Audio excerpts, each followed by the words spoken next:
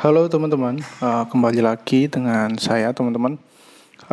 Saya akan menjelaskan sebetulnya kenapa sih kita harus melakukan satu tugas kelompok gitu. Kadang kalau dosen ngasih tugas ke mahasiswanya seringnya ada tugas namanya tugas kelompok yang dikerjakan berkelompok gitu. Terlebih dahulu mereka akan membagi kelas, membagi anggotanya ke dalam beberapa kelompok. Kemudian dari kelompok itulah yang akan bertugas membuat tugas-tugas itu, menyelesaikan tugas dari dosen. Maka ada istilah gotong royong gitu kan, atau kerjasama, yang satu kerja, yang lain sama begitu kan. Dan itu menjadi fenomena yang ya boleh jadi bisa dialami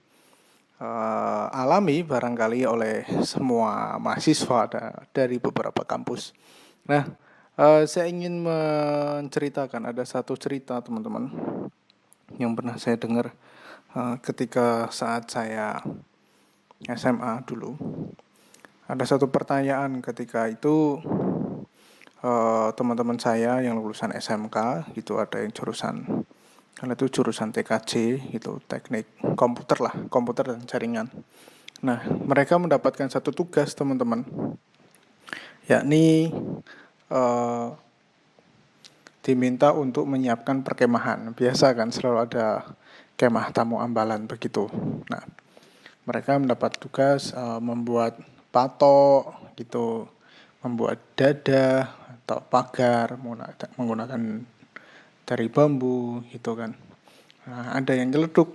Nah, sebetulnya kita berguna nggak sih, atau kita kayak gini tuh manfaatnya buat apa untuk diri kita gitu.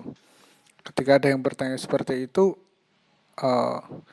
kebetulan ada kakak dari teman-teman saya yang datang menjumpai mereka dan menjelaskan bahwa kalian-kalian ini sebetulnya mengerjakan hal yang boleh jadi di luar dari jurusan teman-teman, yakni TKJ. Teman-teman diminta untuk membuat pato, membuat dada, begitu. Nah, di sana memang kita tidak tahu teman-teman ke depan itu teman-teman akan jadi apa. Tidak semua dalam satu kelas itu yang jumlahnya 30 orang, satu angkatan, itu mereka akan menjadi yaitu teknisi komputer. Tapi ada juga yang menjadi penjual Gojek, tahu kan, Gojek kan, cilok gitu kan, ataupun pekerjaan lainnya. Nah, maksudnya dari pekerjaan itu adalah ya teman-teman tetap menghargai sebuah proses kerjasama begitu. Kemudian yang saya amati teman-teman, ketika teman-teman melaksanakan satu tugas kelompok, teman-teman akan mengetahui satu sama lain gitu.